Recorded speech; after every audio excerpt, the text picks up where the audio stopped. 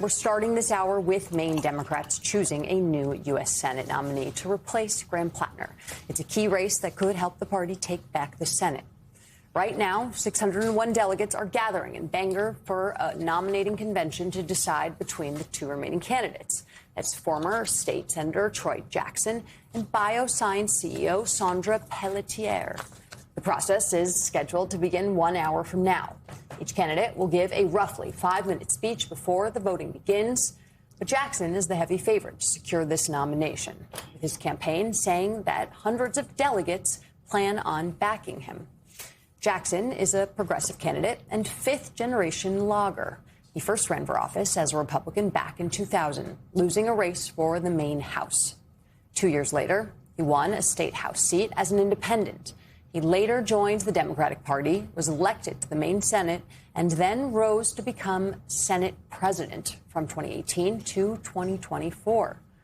And while he has to wait for this process to play out, he's already turned his focus to Republican incumbent Senator Susan Collins. For 30 years, Susan Collins has told us that she's concerned. She's told us that she's troubled, and she's told us that she's disappointed. But when the stakes are the absolute highest, too often she's stood with Donald Trump, Mitch McConnell, and the other big corporations that already have all the power. Maine does not need 6 more years of concern. We need courage. We need a fighter. And we need someone who remembers exactly who sent them to Washington. Joining us now, Devin Murphy-Anderson, Executive Director of the Maine Democratic Party. Devin, thank you for joining us on your very busy morning. I want to actually just get right into the substance of where Troy Jackson stands on some issues. There is a quote from a voter that stands out to me from some Wall Street Journal reporting from a female voter, a woman named Lynn Bromley. She's a former Maine state senator, and she's a Democrat. She has not made up her mind about whether she's going to be supporting Jackson. And she told the Journal, right now it feels like the burden is particularly on Democratic women to basically lower our standards because we have to beat Susan Collins, and I'm not going to lower my standards. What is your articulation of where you think Troy Jackson stands on the issue of abortion? And do you agree with Lynn Bromley? Are women going to have to lower their standards here? Women who at least support more robust abortion rights? Well, look, about 21 days ago, we were thrust into the spotlight here in Maine as the Maine Democratic Party. Our responsibility to the Maine voters and to the American people has been to put forth a nomination process that is fair, transparent, and inclusive. That is our lane. That is what we are focused on here today.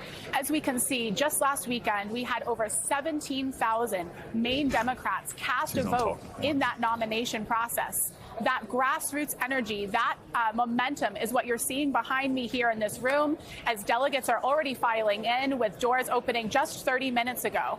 Today, those delegates will have a choice on their ballot, and they will be able to vote for who they think the strongest choice is to beat Susan Collins in November. But let me make it clear.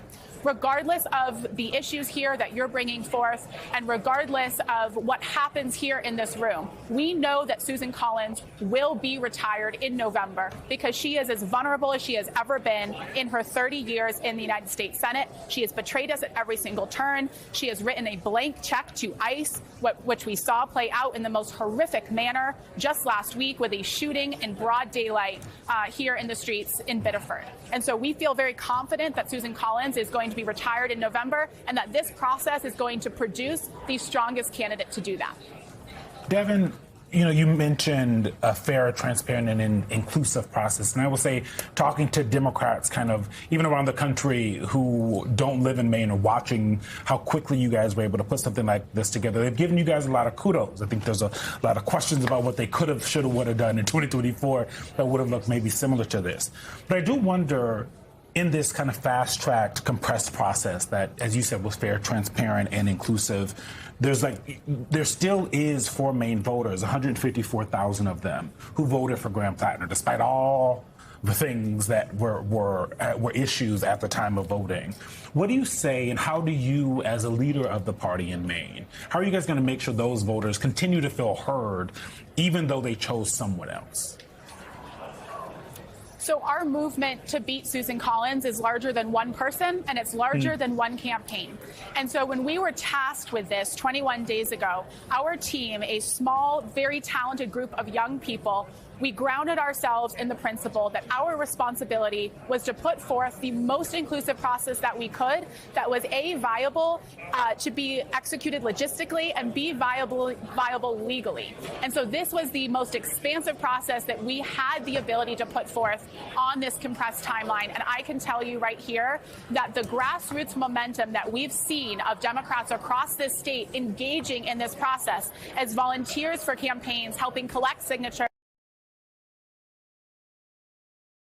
to sign up to be a voter in their local county committee, some folks that had never been involved before in their local Democratic committee, and folks that decided to step up and run as a delegate in order to be in this room here today. That is the commitment to the movement that is much larger than any campaign. We are going to need all 154,000 of those voters and more in order to beat Susan Collins in November. And I think what we're seeing is that we've been able as a party to harness this moment to ensure that we're using this as an opportunity to organize and not just something that we're doing to fill a vacancy. And I feel so proud of the folks that have come together in this room here today to harness that energy.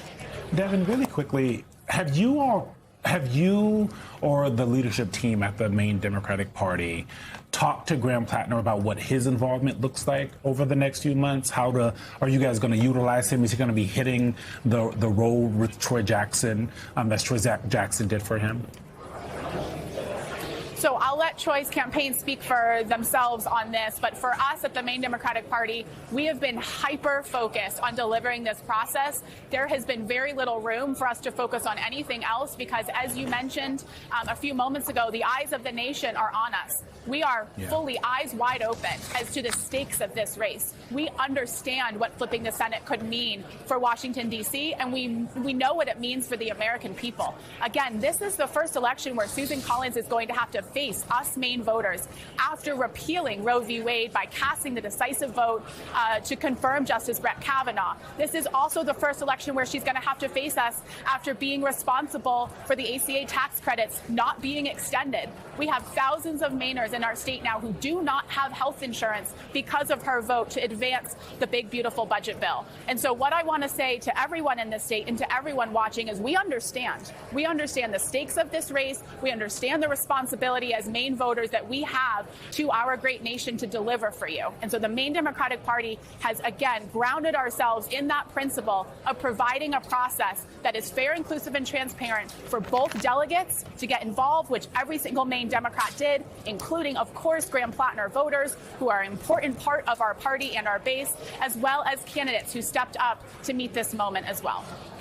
So, Devin, if Democrats are going to be successful in winning this race, they've got to make the race a referendum on Susan Collins and quite frankly, her embrace of Donald Trump and how that embrace has enabled all of his agendas. So can you talk a little bit about what we expect to hear from your nominee from this seat, particularly as it relates to the women voters, the undecided female voters that Jackie just mentioned? And I also want to highlight a point that Eugene Daniels said just last week about, yes, you are the head of the Democratic Party, the executive director of the Democratic Party there, but independents make up such a huge part of the electorate there. Can you talk a little bit about how you're planning to reach those voters as well? Absolutely. Let's take this in two parts. So the first part is that Susan Collins has voted with Donald Trump 96% of the time. That's a fact. That's not up for debate, right? She can tell us one thing, but we know that her record speaks for itself. So yes, this is a referendum on Susan Collins betraying the Maine people. She even went on national TV and tried to lie to the American people about the vote count for Kavanaugh very recently. We know that she is attempting to utilize the political charade that she has done for the past 30 years, which is say one thing and do another. And something I can tell you about Mainers is we like to walk the walk. And so we're going to hold her to account for saying one thing and doing another, and we're going to let her record speak for itself. It is our job at the Maine Democratic Party to ensure that every single Maine voter has that fact before they cast their ballot in November. Now to the second piece about independents. We do know that about 60% of unenrolled voters, which is what we call independents here in Maine, voted for Susan Collins in 2020. We know that we also need to win those independent voters. How we do that is by holding Susan Collins' feet to the fire and ask her to respond to her record. We are already doing that. We're seeing the success of that campaign by watching her poll numbers dip the lowest that they've ever been in 30 years. Susan Collins is scared, and she should be, because we are coming for her in November. And if there's anything as a testament that the viewers can see right now, it's behind me, all these folks that are here and engaged in this process and ready to have eyes on the ball. We're going to have a nominee that's going to come out of this in the next few hours, and then we will be absolutely off to the races running to defeat her on November 3rd. And Devin, before we are out of time, I just want to circle back to my first question, because for viewers who are watching today and trying to learn a little bit more about these candidates, I'm wondering again if you can spell out for us what is Troy Jackson's position on abortion and what is Sandra Pelletier's position on abortion, because this does seem to be at its core one of the biggest issues for Maine voters when it comes to trying to build that case against Susan Collins. Well, look, what I would encourage everybody to do is to go to the campaign websites for each of these candidates. Both of those websites exist. Additionally, on our website, mainedems.org, we do have a voter guide where folks can learn more about the candidates. I will let those folks speak for themselves. Again, our dedication as the Maine Democratic Party was to give those candidates the platform to communicate their policy issues and where they stand on policies like abortion and bringing down the cost of living, which will be the #1 issue in this election here in Maine, to voters directly. And I feel very proud that we were able to do that. We required candidates to go out and collect 500 signatures from across the state. And something that I thought was really interesting that we were able to put forth is that we required, of those 500 signatures, at least 50 to come from 8 of our 16 counties, which really forced our candidates to build a volunteer corps, which is going to be necessary to beat Susan Collins, and to get out and to talk to voters in every single part of the state, so that when they're thinking about the policy issues and they're rolling out their policy platforms, that they have the voices of real, everyday Maine voters